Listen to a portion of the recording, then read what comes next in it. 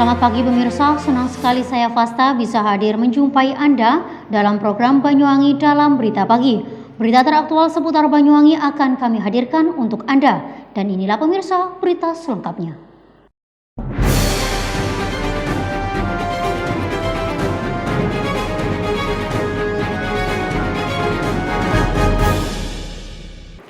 Asosiasi Badan Permusyawaratan Desa Kabupaten Banyuwangi menggelar acara Gesah Desa yang bertepatan dengan lahirnya Undang-Undang Nomor 6 Tahun 2014 tentang Desa. Membahas tentang revitalisasi desa, acara ini digelar di kantor Desa Genteng Kulon, Kecamatan Genteng, Banyuwangi. Pemirsa, Asosiasi Badan Permusyawaratan Desa atau BPD Kabupaten Banyuwangi memperingati 7 tahun lahirnya Undang-Undang Nomor 6 Tahun 2014 tentang Desa. Bertempat di kantor Desa Genteng Kulon, Kecamatan Genteng, Banyuwangi, yang bertemakan revitalisasi badan usaha milik desa dan badan usaha milik desa bersama. Sebagai wilayah terkecil, desa telah membuktikan diri mampu menuliskan sejarah panjang dalam perjalanan bangsa ini.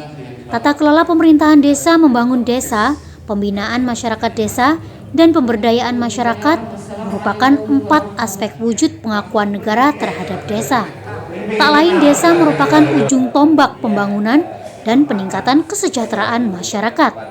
Dapat diartikan, pembangunan suatu daerah atau kabupaten untuk menjadi maju harus diawali dari pembangunan desa menuju sejahtera.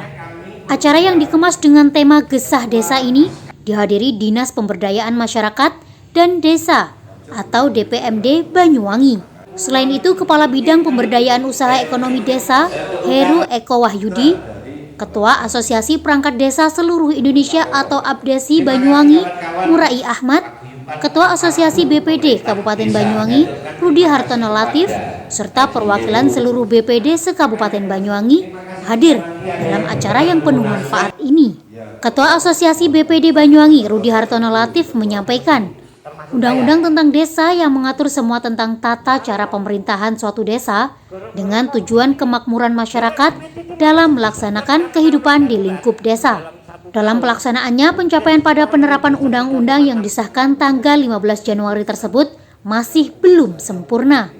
Yang diharapkan dari regulasi yang telah diatur, baik pembangunan untuk kesejahteraan masyarakat maupun peningkatan kualitas desa dari sumber pendapatan yang bisa dikelola oleh desa.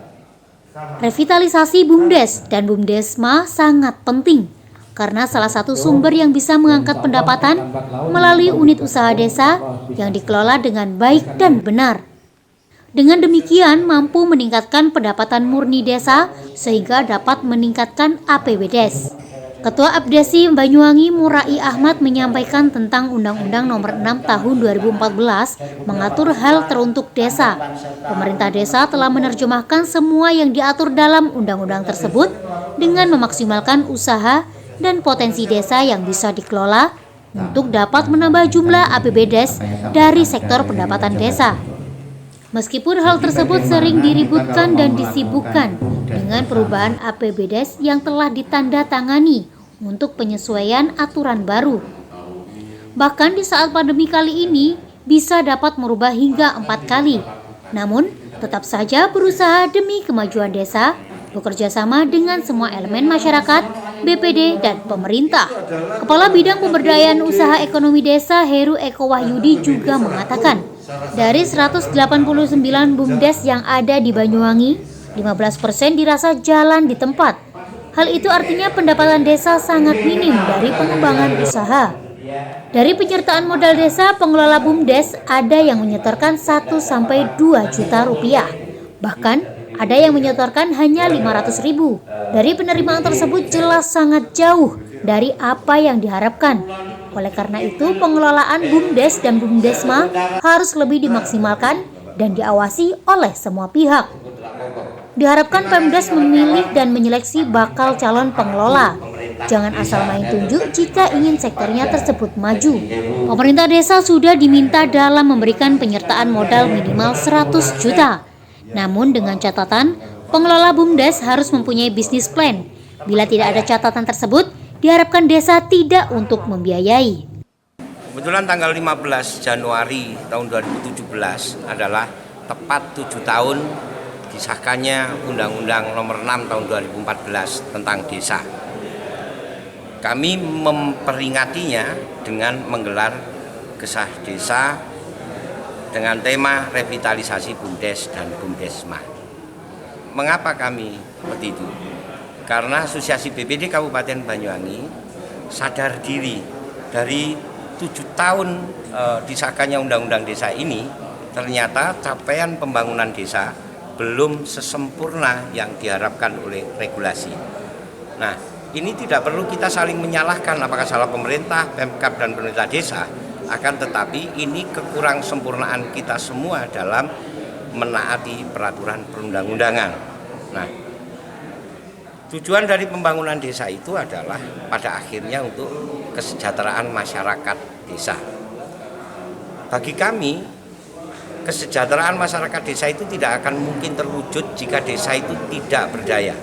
Keberdayaan desa salah satu ukurnya adalah dari sisi kemampuan finansial desa, PADES-nya, APBDes-nya yang sangat besar. Dan APBDes itu kita tidak boleh hanya mengandalkan DD dan ADD atau asupan dari pemerintah. Akan tetapi harus semakin tahun harus semakin besar APBDes kita. Artinya PADES itu akan semakin besar jika usaha-usaha desa itu berkembang dengan sehat dan baik, yaitu yang dilakukan oleh BUMDes dan BUMDesma. Menurut hemat kami selama ini di BUMDes dan BUMDesma, meskipun BUMDes itu sudah ada di seluruh desa Kabupaten Banyuwangi yang terlaporkan, tapi tidak semuanya sehat. Bahkan secara ekstrim, kalau saya pribadi mengatakan tidak ada satupun yang benar-benar sehat dan baik dan benar sesuai regulasi. Ini harus kita sadari sebagai penyelenggara pemerintah desa. Yang kedua, di Banyuwangi juga ada BUMDesma, BUMDesma X PNPM, BUMDesma X BKD, dan BUMDesma Pembangunan Kawasan Pedesaan. Semuanya pun demikian.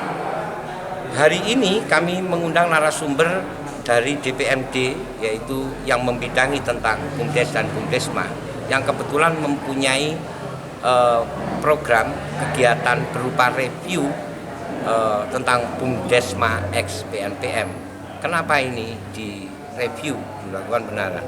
Karena X PNPM harus menjadi dana abadi warga masyarakat dalam satu kawasan itu yang kemudian diwakili oleh desa, harus dibenarkan menjadi BUMDesma.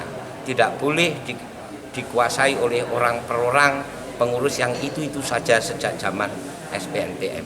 Kami menengarai bahwa di dalam pengelolaan SPNPM itu ada kesalahan manajemen di pasca pendampingan, ada kesalahan pengelolaan, dan di beberapa tempat patut diduga terjadinya perilaku korup atau penyalahgunaan kewenangan sehingga mengakibatkan sekian uang, bahkan ada yang miliaran rupiah diduga itu digunakan oleh pengurus atau diselewengkan. Nah, karenanya atas yang dilakukan oleh Pemkab kali ini kami teramat sangat mendukung. Kenapa kok BPD harus mendukung? Kunci suksesnya revitalisasi BUMDes ini adalah dalam pelaksanaan MUSDes yang baik dan benar sesuai regulasi, dan pelaksana MUSDes adalah BPD, Badan Permusyawaratan Desa. Kalau undang-undang desa itu kan sudah jelas, artinya undang-undang desa ini sudah diterjemahkan oleh pemerintah desa melalui tata laksana pemerintah desa sudah 4-5 tahun. Artinya sebetulnya kita sudah sangat dewasa. Namun demikian kita ini selaku aparatur pemerintah desa selalu diributkan, selalu merubah APBDes yang sudah ditandatangani, yang sudah diproses mulai dari dusun, musyawarah desa sampai di tingkat kecamatan dan KAP, karena di tengah-tengah pandemi ini ada surat edaran sehingga kami kepala desa disibukkan dengan musdes sehingga kita merubah tahun kemarin sampai 3-4 kali, sehingga ini yang perlu kita terjemahkan bersama, baik lembaga media, LSM dan penggerak-penggerak desa ini harus mengetahui bahwa kita ini sudah bersusah payah dengan pandemi ini. Artinya jenengan tahu bagaimana susahnya di Tilik Dusun, kita debat dengan warga dusun, kemudian dimusdeskan. Ternyata ada surat edaran, muncul lagi surat edaran Kemendagri, surat edaran Kemenkeu, surat edaran Kementerian Desa, ada lagi surat edaran dari Kementerian Sosial. Bayangkan semua kementerian menuju ke desa. Sedangkan kita mohon maaf, SDM kita sangat terbatas, kemampuan kita juga terbatas, disodori dengan surat edaran yang begitu banyak. Ya kami semua kepala desa bersama aparatur pemerintah desa bersama BPD selalu bersama-sama. Makanya kata kuncinya untuk menjalankan amanat undang-undang desa ini, pemerintah desa, BPD dan semuanya harus kompak, dan rakyatnya juga harus memahami tentang kondisi pemerintahan desa, karena semua kementerian numplek-plek ke desa. Jadi itu di ulang tahun Undang-Undang Desa yang ke-7 ini, harapan kami selaku aparatur pemerintah desa, terutama perkumpulan aparatur pemerintah desa se-Indonesia, kita harus merajut kembali seluruh elemen masyarakat, baik lembaga NGO, media, LSM, pemerintah desa sendiri harus benar-benar memaknai ini sebagai ujian dan suri toladan untuk membangun desa lebih erat, karena semua mata memandang ke desa. Karena BLT, bantuan langsung non tunai, bantuan sembako semua tertuju ke desa, maka peran jenengan semua dan kita semua ini harus bersama-sama kembali. Jumlah Bumdes di Banyuwangi berjumlah 189 desa. Yang sehat kalau secara persen lah, 15%-an. Tidak sehatnya karena ya jalan di tempat, artinya ini berjalan cuman dalam hal setor PADES-nya ini kurang maksimal, minim sekali. Contoh ada yang 1 juta, 2 juta, ataupun bahkan 500 itu ada. Ya lihat penyertaannya. Kalau desa, saya selalu mengatakan desa, kalau memang ingin menyertakan modalnya kepada Bumdesa minimal 100 juta. Karena apa, kalau 20 juta bagaimana? Pasti tidak ada masukan PADES. Kalau 100 juta pasti ada, dengan catatan Bumdesanya itu wajib membuat bisnis plan. Kalau tanpa membuat bisnis plan, desa kami sarankan tidak usah dibiayai. Kalau sudah tidak bisa membuat bisnis plan, ya pengelola Bumdes wajib mundur atau diberhentikan oleh Bapak Kepala Desa.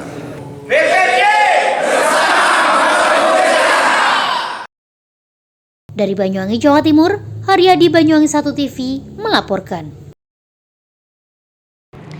Baik pemirsa, berita selanjutnya tentang gamelan dan angklung yang merupakan warisan seni leluhur. Namun di era modern saat ini kesenian ini kurang diminati.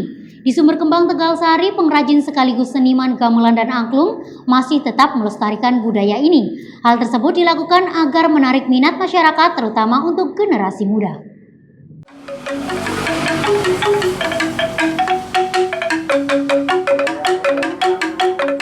Pemirsa, kesenian gamelan dan angklung khas Banyuwangi memiliki nada suara selendro yang merdu, sehingga perpaduan dari kedua kesenian ini dapat digunakan untuk mengiringi kesenian lain.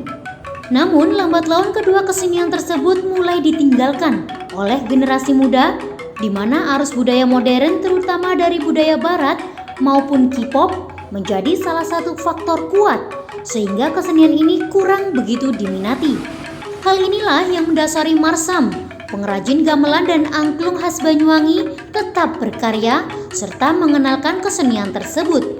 Dengan bermodalkan alat yang sederhana serta tangan terampilnya, puluhan karya dibuat setiap bulannya. Lokasi yang terletak di Dusun Sumber Kembang Barat, Desa Karangmulyo, Kecamatan Tegalsari ini terus melestarikan budaya. Selain kedua karya tersebut, ada juga jenis alat musik kesenian berupa sarong, peking, demung, dan juga tempat wadah gamelan atau disebut dengan rancakan. Bahan yang digunakan pun cukup sederhana, yakni besi dan juga bambu yang didapatkan dari wilayah sekitar. Lalu satu persatu peralatan ini dicek kualitas suaranya sehingga dapat menghasilkan nada yang diinginkan, dan nantinya siap untuk dipasarkan. Untuk metode pemasaran terbilang cukup unik, di mana dalam memasarkan gamelan dan angklung hasil karyanya, selain memberikan teknik dasar seni, bermain musik pun juga diberikan. Berkat keterampilan yang dimiliki, tidak sedikit pula peminat dari luar Banyuwangi yang memesan hasil karya miliknya. Bahkan sampai luar daerah, yakni Provinsi Jambi, Riau, dan juga Maluku. Meskipun pemesanan sedikit berkurang karena dampak dari pandemi COVID-19, Marsam tetap bertahan dalam melestarikan kesenian khas Banyuwangi.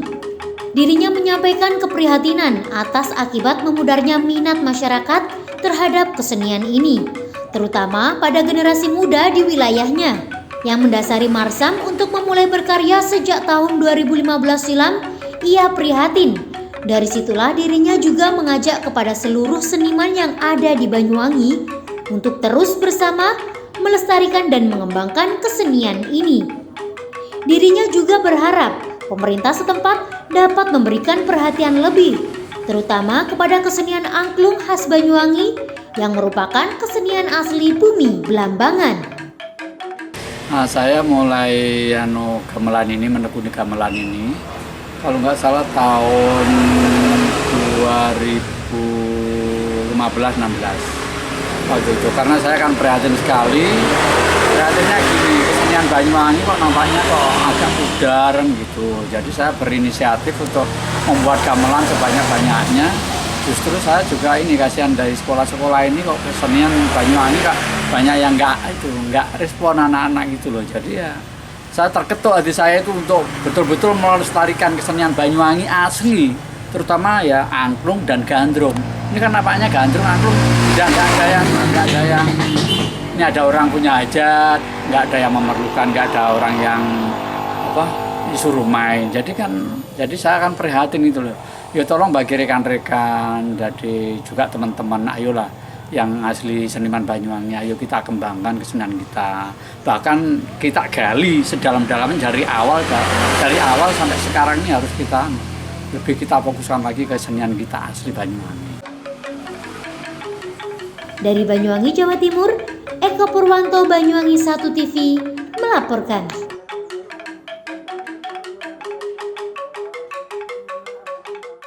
Baik pemirsa, berita tadi sekaligus menutup perjumpaan kita pada pagi ini. Saya Fasta beserta kerabat kerja yang bertugas pamit undur diri. Selamat pagi, jaga kesehatan dan sampai jumpa.